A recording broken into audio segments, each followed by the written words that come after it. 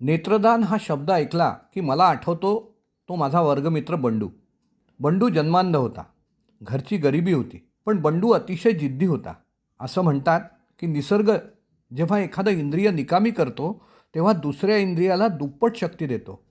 बंडूचे कान अतिशय तीक्ष्ण होते. एकदा बंडू रेल्वे लाईनच्या खालील एका बोगद्यातून चालत चालत पलीकडे जात होता. पाऊस नुकताच होऊन गेला होता. वरच्या छतातून पडणाऱ्या पावसाच्या पाण्याचा आवाज ऐकत, समोरून येणाऱ्या वाऱ्याचा स्पर्श अनुभवत व हातातल्या काठीचा आधार घेत त्यानं बोगदा ओलांडला व तो एका उद्यानाच्या प्रवेशद्वारापाशी आला. ते उद्यान रंगीबेरंगी फुलांनी आणि फुलपाखरांनी विणतलेलं होतं.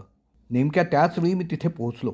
बगीच्यातील मनोहारी दृश्याचा आनंद बंडू घेऊ शकत नाही या विचारानं माझं मन दुःखी झालं. त्याच वेळी बगीच्याच्या प्रवेशद्वारावरील एका फलकावर माझं लक्ष गेलं. तो एका नेत्रालयाचा फलक होता व त्यात नेत्रदानाचं आवाहन आकर्षकरित्या केलं होतं. मी त्या नेत्रालयाशी संपर्क साधला व यथावकाश बंडूचा एक डोळा पूर्णतः सक्षम झाला.